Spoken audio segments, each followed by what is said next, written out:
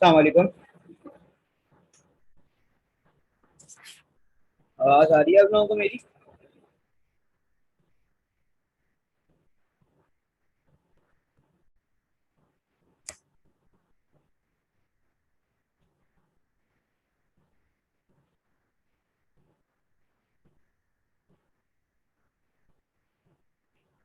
हमारे पास कितने स्टूडेंट हैं टोटल?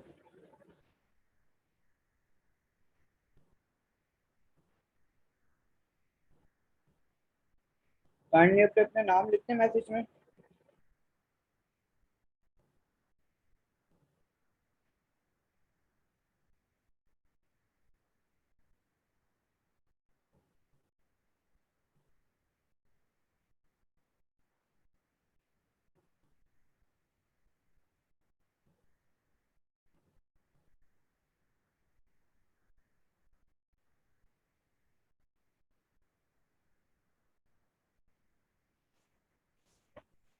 बस एक ही बंदा है मैं। अरे जुनेद।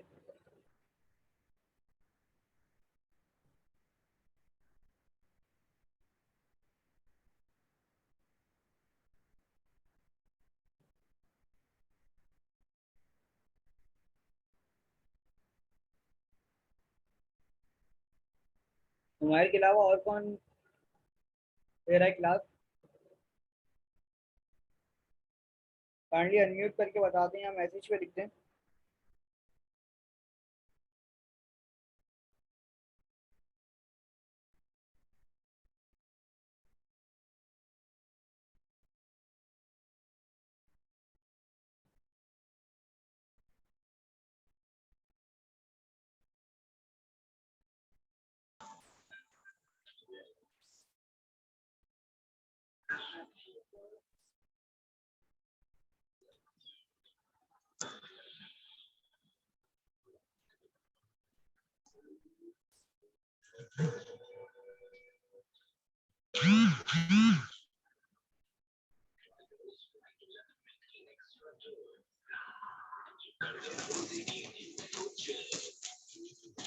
जी बस दो ही लोग हैं हमारे पास, जुनेद और मैं। इसके अलावा कोई नहीं है? नहीं।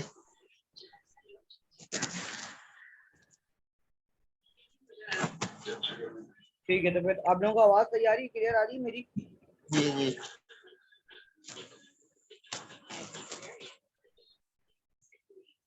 जी, आवाज आ रही। अच्छा जुनेद और मैं आप लोगों को पहले अपना इंट्रोडक्शन दे दूँ। मैंने बेसिकली सीए स्टार्ट किया था 2016 में। ठीक है, और 2017 में मेरी फाउंडेशन हो गई थी सितंबर में, और दिसंबर 17 में मैंने ए फर्ग्यूसन को ज्वाइन किया था। मुझे ऑलमोस्ट 4.5 साल हो चुके हैं ए फर्ग्यूसन में, एक्सटर्नल ऑडिट के डिपार्टमेंट में।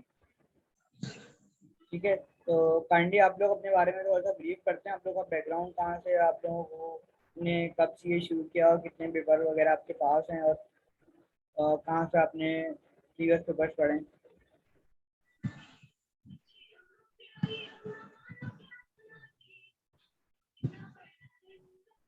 जी जुनेद।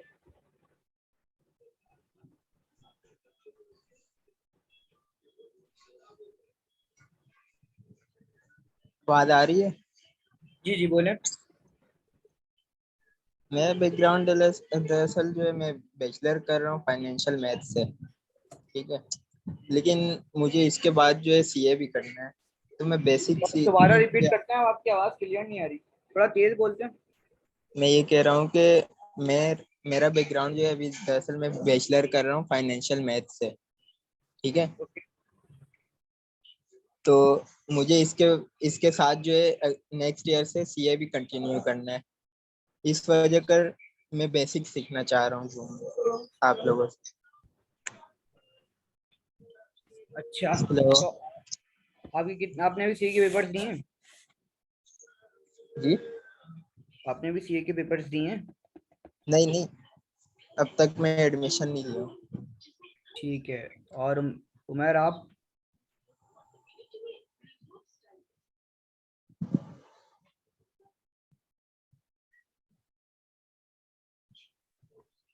ठीक है, आप लोगों को आवाज़ आ रही है मेरी क्लियर? जी जी, बोले। अच्छा, सबसे पहले जो है हम लोग सिलेबस डिस्कस कर लेते हैं कैफ का, ठीक है। ऑडिट का। तो देखिए बेसिकली यहाँ पर हमारे पास 4 ग्रेड्स हैं। सबसे पहला है audit framework regulation and professional ethics, जिसकी वेटेज है अराउंड 15 से 25 मार्क्स की।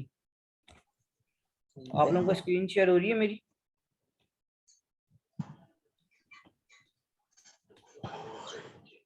आप लोगों के पास नहीं, स्टडी टेक्स्ट है? स्क्रीन शेयर नहीं हो रही। स्टडी टेक्स्ट है आप लोगों के पास?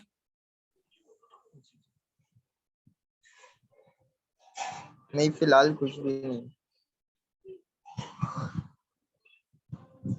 हेलो। हाँ। चले आप लोग फिर यहीं से देख लें फिलहाल। ठीक है, देख रहे। स्क्रीन शेयर हो रही है आप लोगों के पास? जी जी, बोल। अच्छा देखिए हमारे पास ये जो ऑडिट का सिलेबस है उसके अंदर 4 ग्रेड्स हैं। ठीक है। ठीक है। सबसे पहले audit framework regulation and professional ethics, जिसकी वेटेज है अराउंड 15 से 25 मार्क्स की। फिर प्लानिंग एंड रिस्क असेसमेंट 15 से 20 मार्क्स की। Audit evidence and internal controls 45 to 55 marks. और फिर conclusion and reporting 10 to 15 marks. अब हमारे पास जो टोटल चैप्टर्स हैं वो टोटल 15 चैप्टर्स हैं। अभी हम इसको ये देख लेते हैं कि कौन सा चैप्टर जो है वो कौन से ग्रेड में क्लासीफाई हो रहा है। मैं एक एक्सेल की ठीक। शीट खोल लेता हूँ।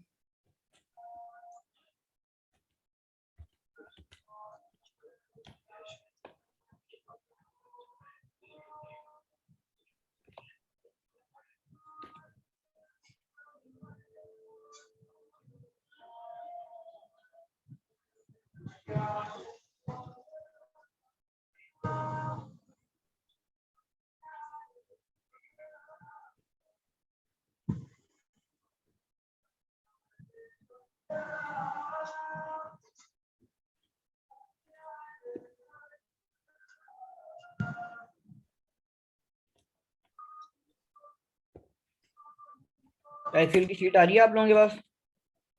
जी, आ रही है। ठीक है। नंबर 1 हमारे पास है audit framework.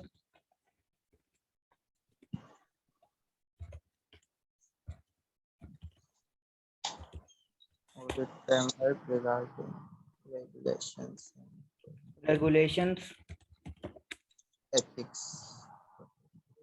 And professional ethics. ठीक।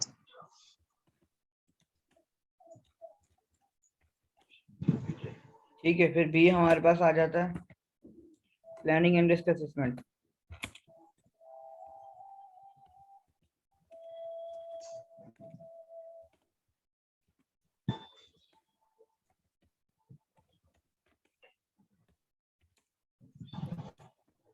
सी हमारे पास आया था audit evidence and internal controls.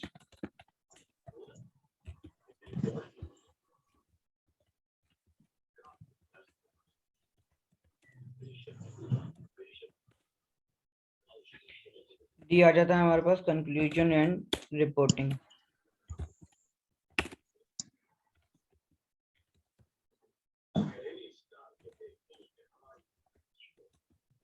अब अगर हम चैप्टर्स की बात करें तो audit framework regulation and professional ethics, इसके अंदर हमारे पास जो है चैप्टर 1 फॉल करेगा।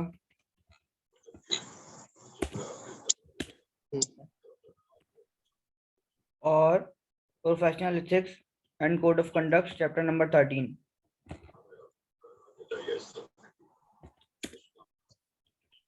प्लानिंग एंड रिस्क असेसमेंट के अंदर हमारे पास ये चैप्टर 3 ये जो आ रहा है। स्टेटस शो हो रही है आप लोगों के पास?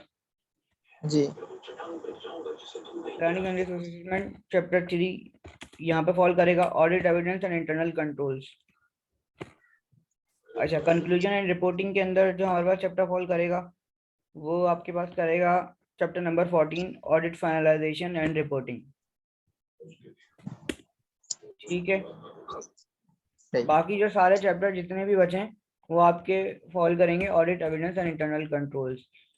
Evidence sampling, internal control, test of control, substantive procedures, related party transaction, reliance on others. ठीक है। International standards on review and engagements, ये सारे चैप्टर जो है वो आपके पास वो फॉल ठीक करेंगे है। सेक्शन नंबर सी में।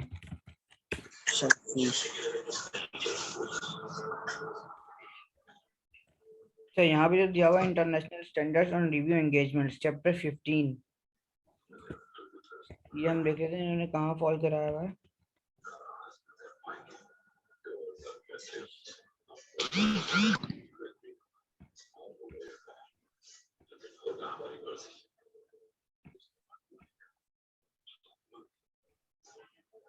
Conclusion engagement to review financial statement, ये देखें कंक्लूजन एंड रिपोर्टिंग के अंदर डाला हुआ है हमने engagement to review financial statements को।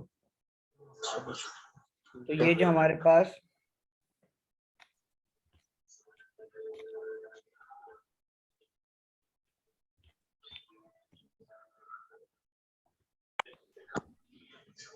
Chapter number 15 international standards on review engagements reporting में आ जाएगा। ठीक है, ये चीज समझ में आ रही है सबको?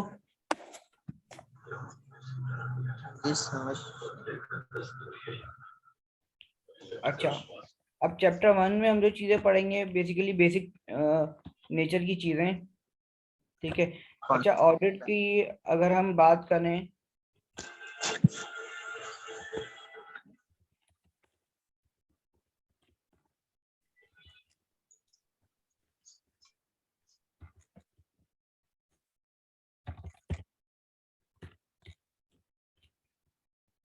तो ऑडिट के जो स्टेजेस होते हैं उसके अंदर जो सबसे पहला स्टेज होता है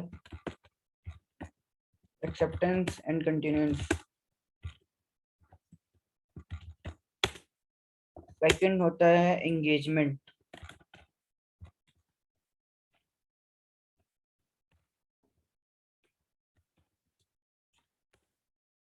उसके बाद होता है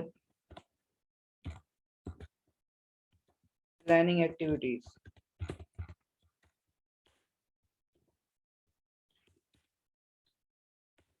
फिर नंबर 4 में होते हैं प्रोसीजर्स, नंबर 5 में होता है कंक्लूजन एंड रिपोर्टिंग। सर जी, इसमें वो पेज शो नहीं हो रही है जो जहाँ आप लिख रहे हैं। अच्छा, अब आ रही है? नहीं, अभी भी नहीं आए।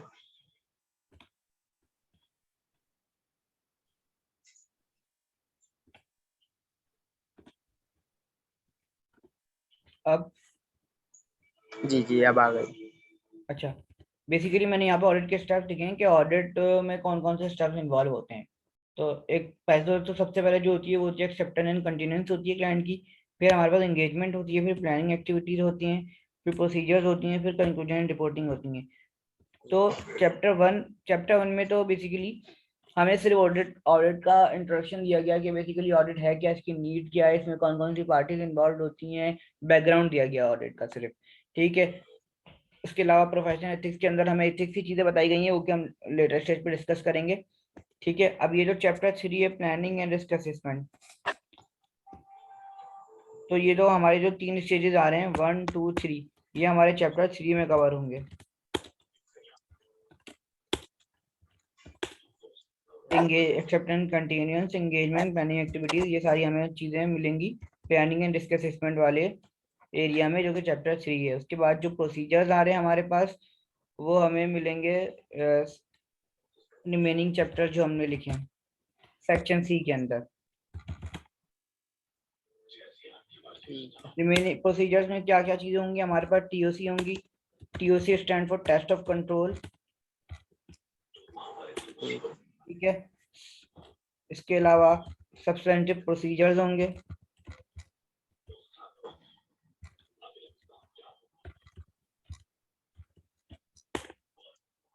अगर मैं आप लोगों को स्टडी टेक्स्ट में दिखाऊं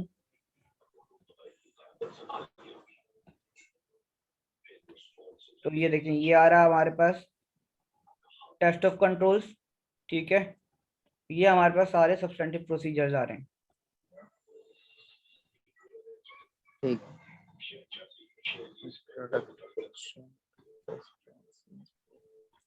और फिर कंक्लूजन एंड रिपोर्टिंग, जो कि हमारे पास चैप्टर 14 और चैप्टर 15 है। 14। ठीक है, तो आज जो हम लोग स्टार्ट लेंगे वो हम लोग लेंगे चैप्टर 1 से, और उसमें बेसिकली इंट्रोडक्शन की चीजें हमारे पास, बैकग्राउंड है ऑडिट का जिससे आपको चीजों को समझने में आसानी होगी कि बेसिकली ऑडिट है क्या चीज। ठीक है।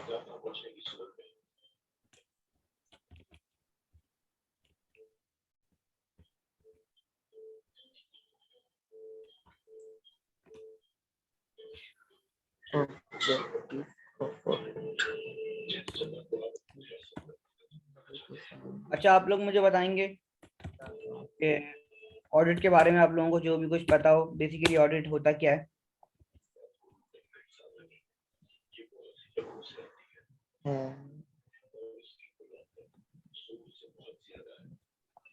बताइए।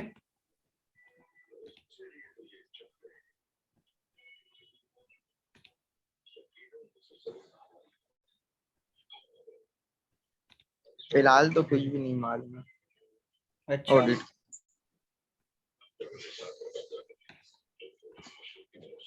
देखिए ऑडिट का जो बेसिकली मकसद है ना, वो क्या है। ऑडिट की अगर आप डिक्शनरी मीनिंग भी देखेंगे तो उसमें ये आएगा इंस्पेक्शन, जांच पड़ताल, चेकिंग। ठीक है, तो बेसिकली जो हम लोग जो ऑडिट पढ़ते हैं, हम लोग जो ऑडिट पढ़ते हैं वो बेसिकली फाइनेंशियल स्टेटमेंट्स, कंपनी के फाइनेंशियल स्टेटमेंट्स का जो ऑडिट होता है उसकी बात करते हैं। अच्छा, अब इसकी नीड क्या आती है, देखें। फॉर एग्जांपल अगर हम कंपनीज का ऑडिट कर रहे हैं,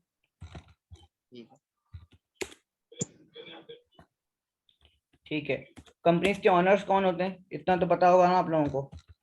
जी जी। Share holders.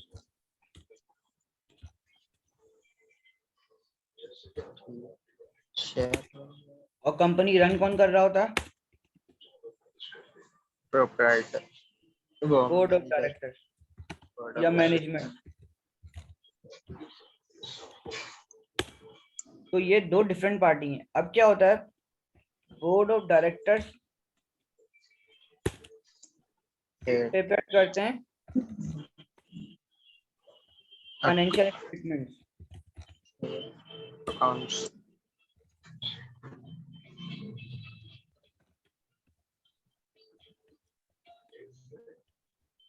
किसके लिए प्रिपेयर करते हैं, शेयर होल्डर्स के लिए।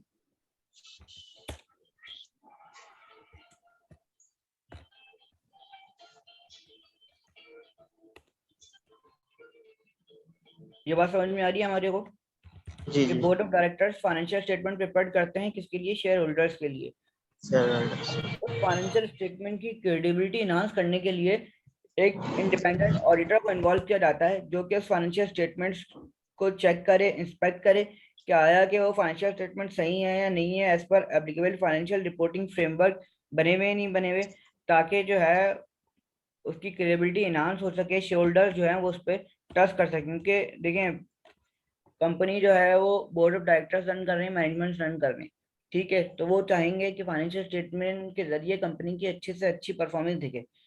ठीक है। ठीक है, लेकिन लेकिन शेयर होल्डर्स को कुछ नहीं पता। शेयर होल्डर्स हम जो ट्रस्ट कर रहे होते हैं वो ऑडिटर्स पर ट्रस्ट कर रहे होते हैं कि ऑडिटर उनको चेक कि बताएंगे कि फाइनेंशियल स्टेटमेंट्स जो हैं वो सही बनी हुई नहीं बनी हुई, उसमें कोई मिस स्टेटमेंट तो नहीं है। ठीक है, अब यहाँ से अगर हम शुरू करें,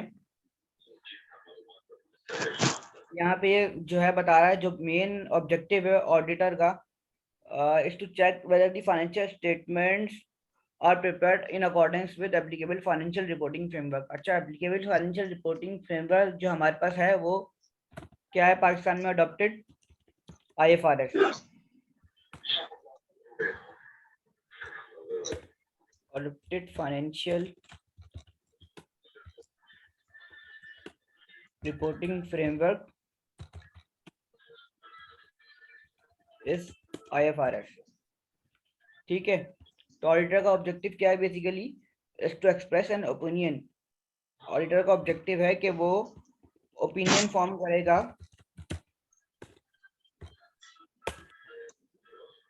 फाइनेंशियल स्टेटमेंट्स पे। सर जी। ये IFRS का फुल फॉर्म क्या है? आईएफआरएस का फुल फॉर्म होता है इंटरनेशनल फाइनेंशियल रिपोर्टिंग स्टैंडर्ड, ठीक है, ठीक है, सही है।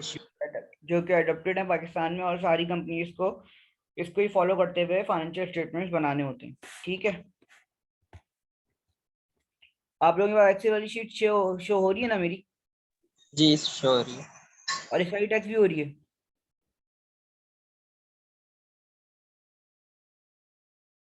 हेलो। हेलो। ये स्टडी टैक्स भी शो हो रही है और एक्सेल की शीट भी शो हो रही है। सिर्फ एक्सेल की शीट श्योर है। अच्छा, स्टडी टैक्स शो नहीं हो रही। नहीं। ठीक है। अच्छा, ऑडिटर का काम क्या है कि ऑडिटर ओपिनियन फॉर्म करेगा फाइनेंशियल स्टेटमेंट पे। ठीक है।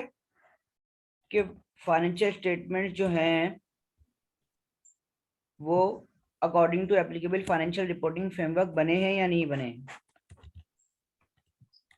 ठीक है।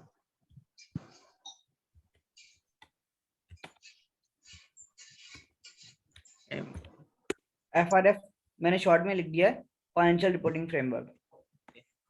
ठीक है। सही। अच्छा, अब फाइनेंशियल स्टेटमेंट्स में बेसिकली हमारे पास कितनी चीजें आती हैं। फाइनेंशियल स्टेटमेंट्स के अंदर हमारे पास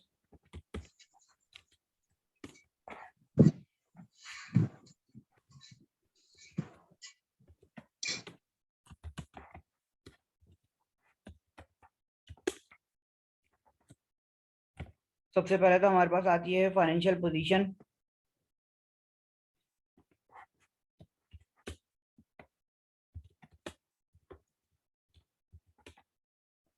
जो कि बैलेंस शीट है।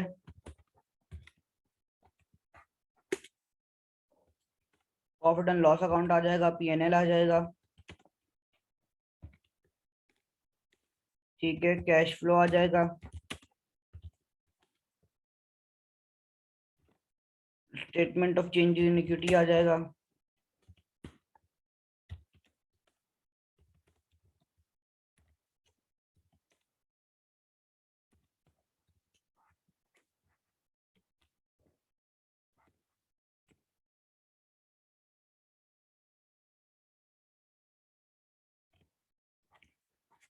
Notes to the financial statements आ जाएगा।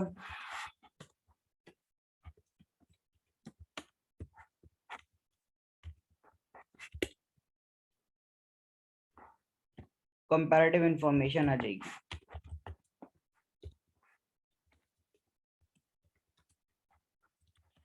हम थ्रू आउट द ऑडिट जब भी फाइनेंशियल स्टेटमेंट्स का नाम लेंगे तो उस फाइनेंशियल स्टेटमेंट में ये 5 चीजें शामिल होंगी।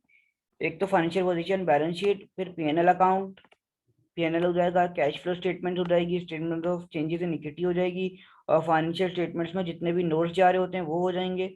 और कंपैरेटिव इंफॉर्मेशन, जो हम कंपैरेटिव दे रहे होते हैं, फॉर एग्जांपल अगर 2020 के फाइनेंशियल स्टेटमेंट्स हैं तो हम उसका बराबर में कंपैरेटिव दे रहे होते हैं, 2019 का, 2018 का, 2019 का कंपैरेटिव दे रहे होंगे। ठीक है। अच्छा, ये चीजें बस समझ में आ रही हैं आप लोगों को। जी समझ आ रहे हैं।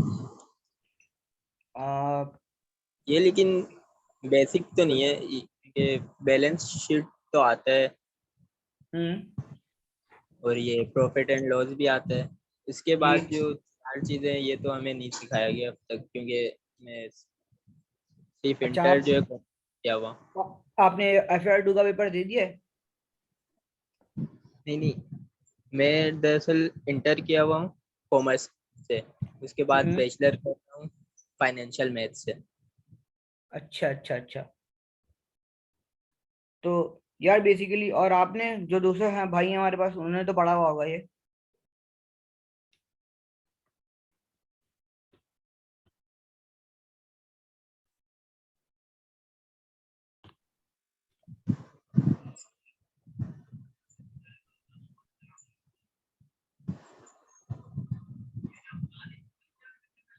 उमेर?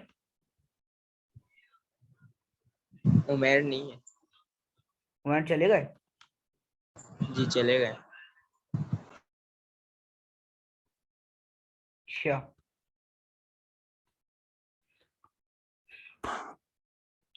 अच्छा मैं यार आपको एक फाइनेंशियल स्टेटमेंट खोल के दिखा देता हूँ।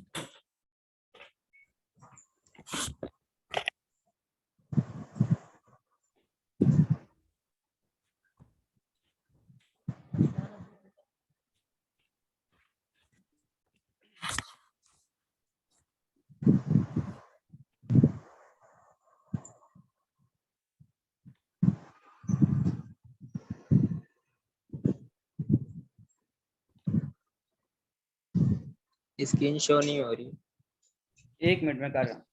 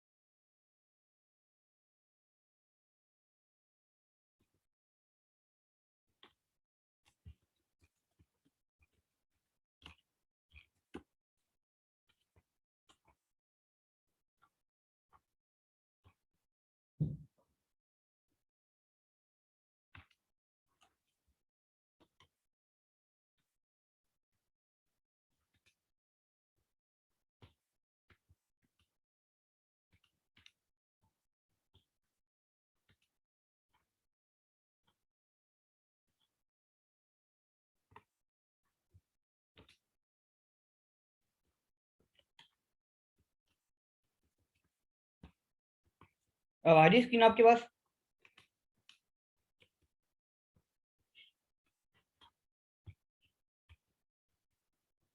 जी, आ रही। अच्छा, ये मैंने यूनिलीवर की फाइनेंशियल स्टेटमेंट डाउनलोड किया है आपको दिखाने के लिए।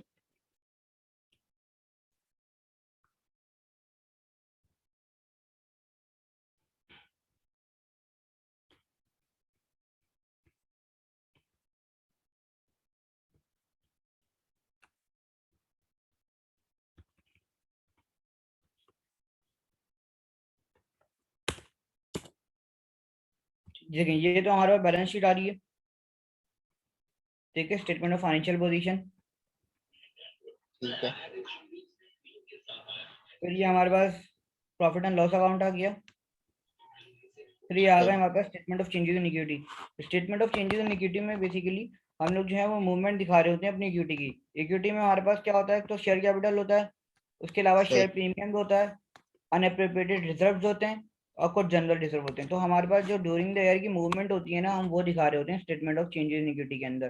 फॉर एग्जाम्पल ये हमने इतना डिविडेंड दिया है, इतना हमने इंटरिम डिविडेंड दिया है, ये भी इंटरिम डिविडेंड आ रहा है, ये प्रॉफिट आ गया फॉर द ईयर एंडेड का, और ये नीचे फाइनल डिविडेंड आ गया। तो statement of changes in equity के अंदर जो हमारे पास इक्विटी में जो जो भी चेंजेस हुई होती हैं, प्रॉफिट हुआ होता है, डिविडेंड हुआ होता है वो चीजें दिखा रहे होते हैं। ठीक है, और ये ठीक। कैश फ्लो के अंदर हमारे पास जितनी भी कैश फ्लो चेंजेस हुई होती हैं ड्यूरिंग द ईयर, हम वो दिखा रहे होते हैं। जैसे ये प्रॉफिट बिफोर टैक्सेशन ही आ गया। अब यहाँ पे ये हम लोग जो है वो नॉन कैश फिगर्स को कैश फिगर्स में कन्वर्ट कर रहे होते हैं। जो जैसे हमने depreciation and property plant and equipment, ये एक नॉन कैश एक्सपेंस है, तो ये हमने ऐड कर दिया। Depreciation right of use acid add कर दिया। तो इसको बेसिकली हम लोग ये पीएनएल फिगर्स को कैश फ्लो फिगर्स में कन्वर्ट करने के लिए ये हम आइटम ऐड और लेस करते हैं। Changes in working capital, cash generated from operation. सही है। फिर ये cash flow from investing activities आ गया, purchase of property plant and equipment, proceed from disposal of property plant and equipment. ठीक है। बेसिकली ठीक। कैश के जो भी चेंजेस होती हैं, ये बेसिकली आप फाइनेंशियल अकाउंटिंग के बारे में पढ़ते हैं, ये सिर्फ मैंने आपको दिखाने के लिए खोल लिया ताकि आपको एक आइडिया हो जाए। ये आपके notes to the financial statements आ रहे हैं। Note number 1, the company and its operation, basis of operation. और ये आपके कंपैरेटिव फिगर आ रहे हैं। जैसे जैसे 2021 की आइटम्स आ रहे हैं ना सारे, ये तो ये जो हम 2020 का दे रहे हैं, ये कहलाता है कंपैरेटिव फिगर। ठीक। ठीक है। कंपेयर करना है हमें पिछले साल से। जी बिल्कुल। तो हो गई ये सारी चीजें cover, financial position, balance sheet, PNL, cash flow statement of changes in equity, notes to the financial statements और कंपैरेटिव फाइनेंशियल स्टेटमेंट। ठीक। ठीक है।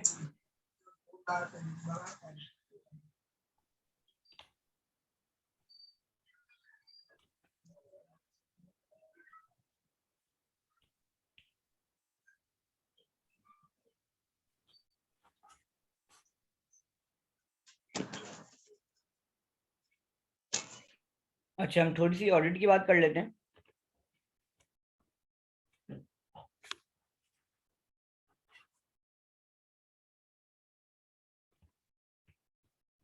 वही जैसे मैंने कहा कि जो डायरेक्टर्स हैं हमारे,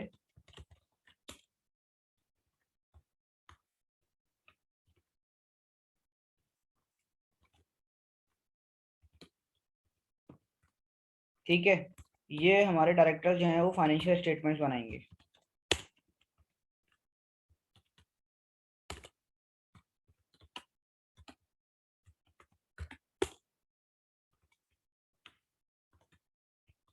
किसके लिए बनाएंगे? शेयर होल्डर्स के लिए। Share holder.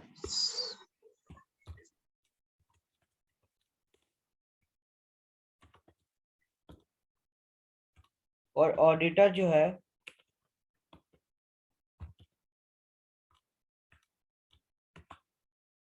वो ऑडिट रिपोर्ट इशू करेगा on financial statements.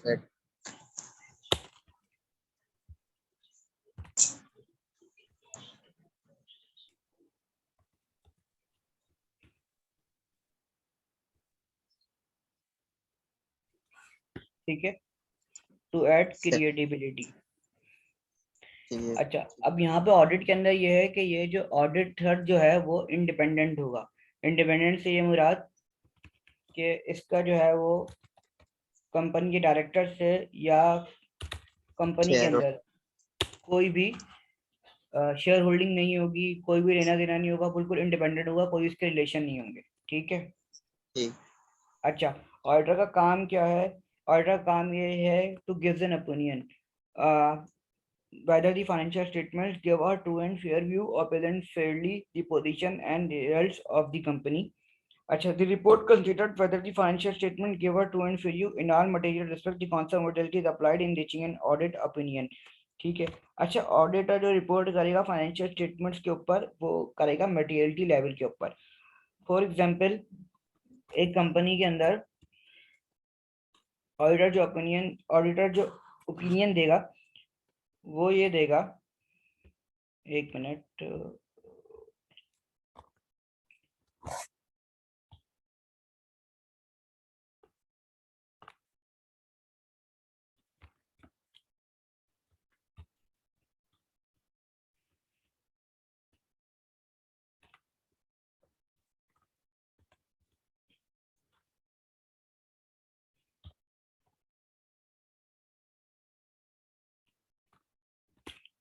the report consider whether the financial statement gave a true and fair view। Excel की शीट आ रही है आपके पास? जी आ रही। अच्छा, the report consider whether the financial statement gave a true and fair view in all material respect the concept modality is applied in reaching an audit opinion। Auditor ये check करेगा कि फाइनेंशियल स्टेटमेंट मटेरियली सही बने हुए हैं या नहीं बने हुए। अब इस चीज का मकसद क्या है मटेरियलिटी का? फॉर एग्जाम्पल, अगर एक कंपनी है, ठीक है, उसके एसेट्स 1 मिलियन के, ठीक है, और अगर उसका पेटी कैश 20,000 से मिस स्टेटेड है,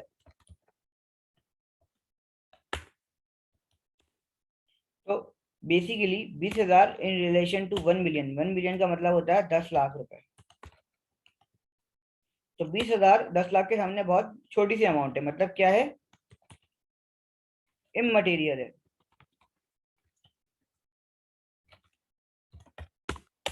तो ऑडिटर क्या बोलेगा, ऑडिटर अभी भी यही ओपिनियन देगा कि फाइनेंशियल स्टेटमेंट जो है वो ट्रू एंड फेयर व्यू दे रहे हैं। क्यों? क्योंकि जो 20,000 हैं वो 10 मिलियन के हिसाब से क्या है, इममटेरियल है, बहुत छोटी अमाउंट है। अब यही अगर मैं बोलूं कि अकाउंट रिसीवेबल जो है वो मिस स्टेटेड है अगर 3 लाख से, तो 3 लाख 10 लाख के मुकाबले में एक मटेरियल अमाउंट है। तो यहाँ पे ऑडिटर क्या बोलेगा कि not giving a true and fair view, financial statement not giving a true and fair view. ये बात समझ में आ रही है? जी। मतलब हम जो ओपिनियन देंगे वो हम मटेरियलिटी की बेसिस के ऊपर देंगे कि जो अमाउंट में से स्टेटेड है वो मटेरियल है या नहीं है। सही। अच्छा, मटेरियलिटी की बेसिकली 3 लाख नोट अच्छा, मटेरियलिटी के बेसिकली मतलब होते क्या है? मटेरियल का मतलब होता है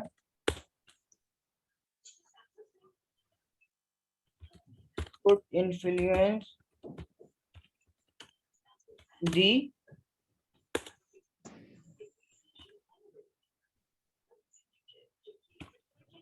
economic decision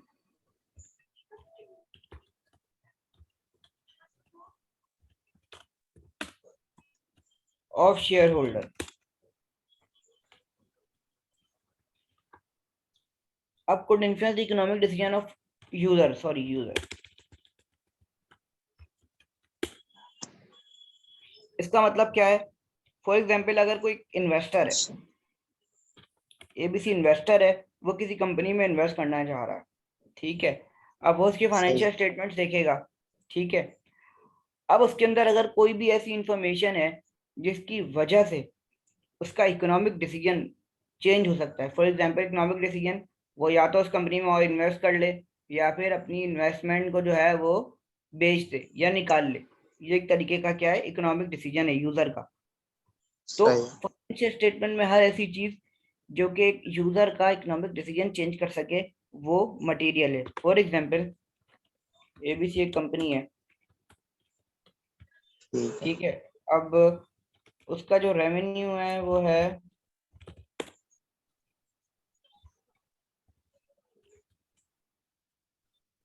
8। 8 मिलियन, ठीक है। और ये जो है वो अंडर स्टेटेड है, बल्कि रेवेन्यू नहीं प्रॉफिट ले लेते हैं। प्रॉफिट 8 मिलियन है और ये अंडर स्टेटेड है किससे, 2 मिलियन से।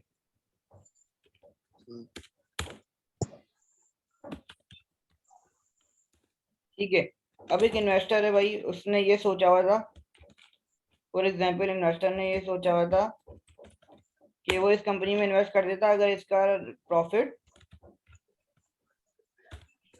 10 मिलियन के बराबर होता, ठीक है।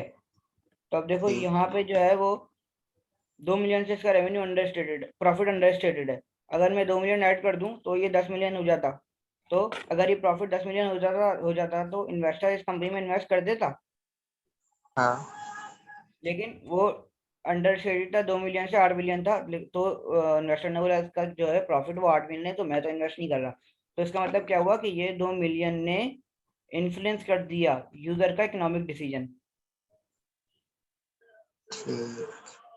समझ में आ रही है बात? हम्म। ठीक है। अंडर स्टेटेड जो है ये हमारे रुके हुए पैसे हैं, यानी कि प्रॉफिट जो है आने नहीं, हैं। ये अंडर स्टेटेड का मतलब ये मिस स्टेटमेंट है ये। ठीक है, मिस स्टेटमेंट मतलब कोई भी गलती हो गई फाइनेंशियल रिकॉर्ड्स बनाने में, कोई भी कुछ भी हो गया, कोई ट्रांजैक्शन मिस हो गई, कोई वाउचर रिकॉर्ड नहीं हुआ, या कोई फ्रॉड हो गया, या हमने जान के कम कर दी, जिससे जो है वो 2 मिलियन का रेवेन्यू, 2 मिलियन का प्रॉफिट रिकॉर्ड होने से रह गया। ठीक, ठीक है, सही मिस है, स्टेटमेंट हो, कोई एरर भी हो सकता है। सही है। ठीक है, तो इसका ये मतलब है कि इकोनॉमिक डिसीजन यूजर का अगर कोई भी चीज अफेक्ट कर रही है तो वो चीज फाइनेंशियल स्टेटमेंट के लिए क्या है, मटेरियल है। मटेरियल, ठीक है।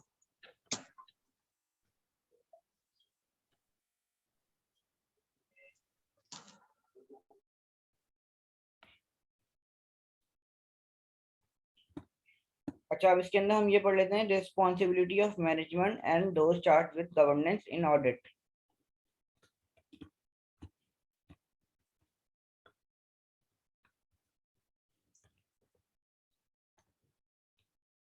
मैनेजमेंट और दोज चार्ज विद गवर्नेंस की क्या क्या रिस्पॉन्सिबिलिटी होती है इन रिस्पेक्ट ऑफ ऑडिट। एक तो ये कि वो प्रिवेंटेशन एंड डिटेक्शन ऑफ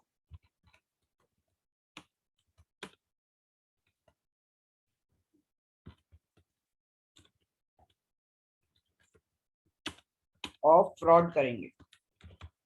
अब prevention and detection of fraud का मतलब क्या है, अगर कोई भी फ्रॉड हो रहा है तो उसको, वो प्रिवेंटेशन का मतलब ये है कि कोई भी अगर फ्रॉड हो रहा है तो वो उसको होने से रोकेंगे। फॉर एग्जाम्पल, कि हमारा एक अकाउंटेंट है, वो पैटी कैश में से जो है वो कैश को चुरा रहा है, ठीक, तो उनका काम है कि वो ऐसे कंट्रोल्स जो है वो एस्टेब्लिश करें जिससे जो है ये फ्रॉड प्रिवेंट हो। और प्रिवेंट मतलब ये रुक जाए, नहीं हो, और डिटेक्ट का मतलब ये है कि पता चल जाए हो रहा है। डिटेक्ट का ठीक, मतलब ये है कि पता चल जाए हो रहा है, प्रिवेंटेशन का मतलब ये है कि वो रुक जाए। रुक जाए। और इसके अलावा क्या रिस्पॉन्सिबिलिटी है मैनेजमेंट की, कि वो फाइनेंशियल स्टेटमेंट को प्रिपेयर करेंगे।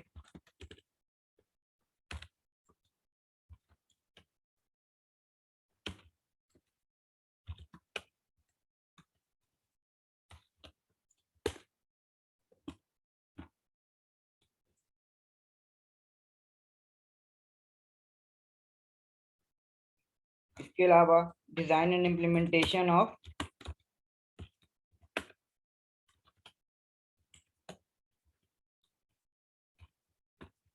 इंटरनल कंट्रोल्स, ये सारी चीजें भी हम आगे डिटेल में पढ़ेंगे कि ये चीजें हैं क्या। इसके अलावा they are also responsible for providing the auditor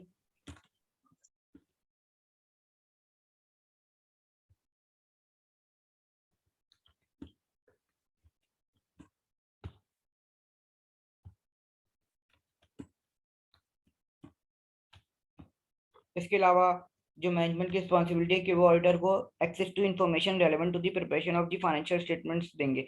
अब इसमें क्या क्या चीजें शामिल हैं, इसमें फॉर एग्जांपल अकाउंटिंग रिकॉर्ड शामिल हैं। अकाउंटिंग रिकॉर्ड्स के अंदर क्या क्या चीजें आ जाएंगी, हमारे पास ट्रायल बैलेंस आ जाएगा, जनरल लेजर आ जाएगा, ठीक है, सपोर्टिंग डॉक्यूमेंट्स आ जाएंगे, जो जो चीजें हमें चाहिए होंगी ना, वो सारी चीजें इसके अंदर आ जाएंगी।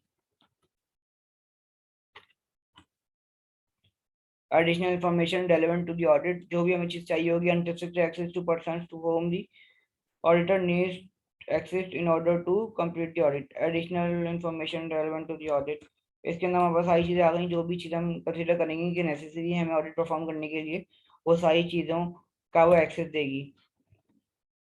इसके अलावा वो हमें अनरिस्ट्रिक्टेड एक्सेस देगी to person to whom the auditor need access in order to complete the audit. कोई भी हमें क्लाइंट के बंदे से कोई भी इंक्वायरी करनी होगी, कोई भी चीज़ इन्वेस्टिगेट करनी होगी, तो हमें उसकी परमिशन होगी कि हम उससे इन्वेस्टिगेट कर सकते हैं। इसके अलावा हमें रिप्रेजेंटेशन प्रोवाइड करेगी at the end of the audit, जो भी हम उससे मांगेंगे। रिटर्न रिप्रेजेंटेशन भी हम लोग आगे डिटेल में पढ़ेंगे। ठीक है, तो ये सारी रिस्पॉन्सिबिलिटीज हैं मैनेजमेंट की, दो स्टार्ट विद गवर्नेंस की इन ऑडिट। कि वो क्या करेंगे, प्रिवेंटेशन डिटेक्शन ऑफ फ्रॉड करेंगे, ठीक है, फाइनेंशियल स्टेटमेंट्स को प्रिपेयर करेंगे, design and implementation of internal control करेंगे, इसके अलावा प्रोवाइडिंग द एक्सेस देंगे हमें relevant to the preparation of the financial statements की जितनी भी चीज़ें रेलेवेंट हैं उस सब चीज़ों को हम एक्सेस देंगे, for example accounting record, supporting documents वगैरह। इसके अलावा additional information relevant to audit जो भी हमें चाहिए होगी। इसके अलावा नेसेसरी एक्सेस, हमें जिस भी बंदे से जो भी चीज़ पूछनी होगी उसका भी हमें बंदे तक एक्सेस होगा। इसके अलावा रिटन रिप्रेजेंटेशन भी देंगे हमें। तो ये सब चीज़ें बेसिकली हम आगे डिटेल में पढ़ेंगे, ये अभी इस स्टेज पे इतनी सही से समझ में नहीं आएंगी, आगे चल के ज़्यादा हमें चीज़ें समझ में आएंगी।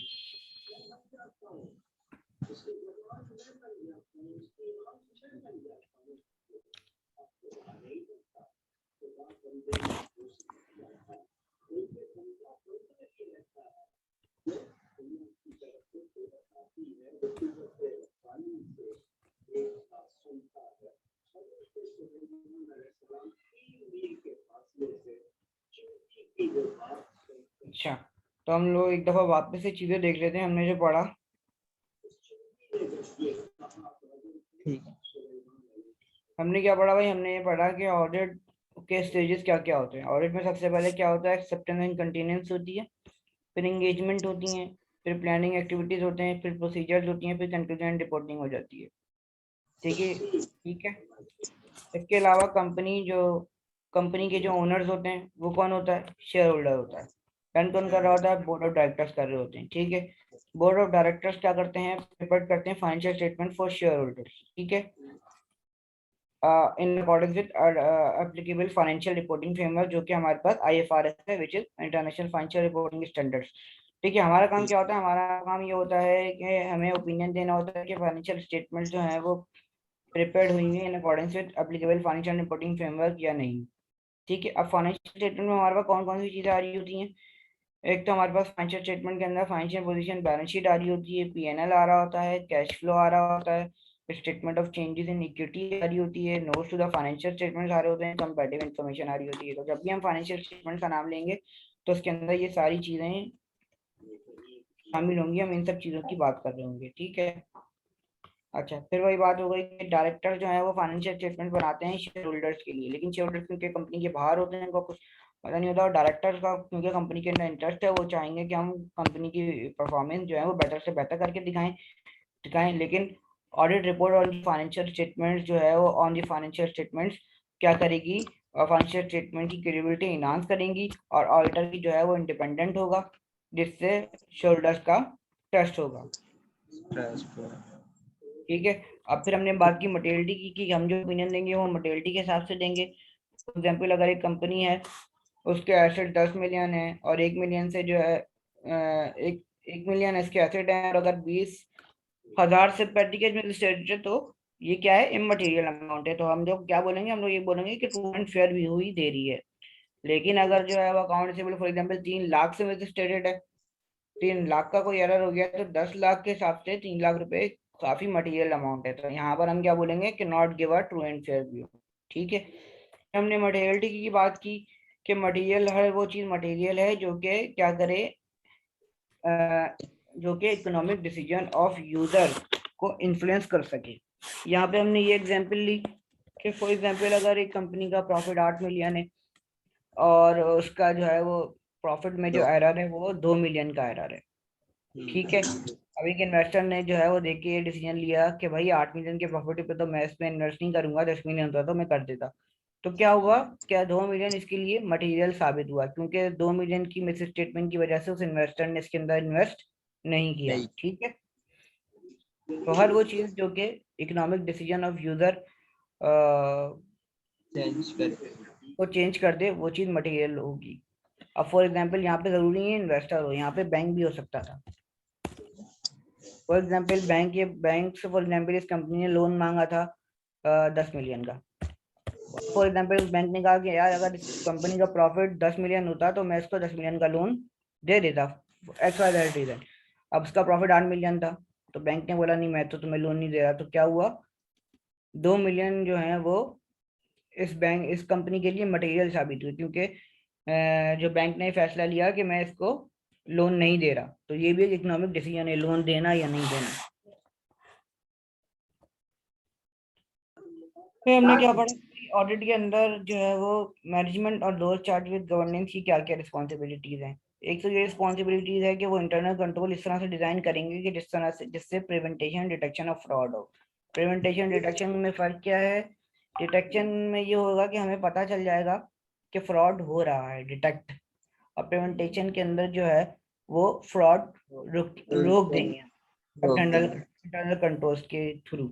इसके अलावा मैनेजमेंट की रिस्पॉन्सिबिलिटी है कि वो फाइनेंशियल स्टेटमेंट्स को प्रिपेयर करेंगे और design implementation of internal controls करेंगे। इसके अलावा जो है वो फाइनेंशियल स्टेटमेंट से रिलेटेड जितनी भी इंफॉर्मेशन है, for example general ledger, trial balance, supporting documents, ये सब कुछ देंगे ऑडिटर को। इसके अलावा additional information relevant to audit, जो भी हमें इन्फॉर्मेशन चाहिए होगी वो हमें देंगे। इसके अलावा क्लाइंट्स के जो भी पर्सनल्स होंगे, हमें उनसे भी जो भी हमें चीज़ पूछनी होगी, जो भी इंक्वायरी करनी होगी, वो हम कर सकते हैं। और providing representation to the auditor, ये इसमें से कुछ चीज़ें हैं जो कि आपको भी इस स्टेट में नहीं समझ में आएंगी। For example prevention, reduction of fraud, internal control, written representation, ये सारी चीज़ें हम आगे जाके डिटेल में पढ़ेंगे। ठीक है, ठीक है। तो आज हम लोग यहीं तक रखते हैं। ठीक है, फिर आगे नेक्स्ट क्लास में कंटिन्यू करेंगे इंशाल्लाह। ठीक है, अल्लाह हाफिज। अल्लाह हाफिज।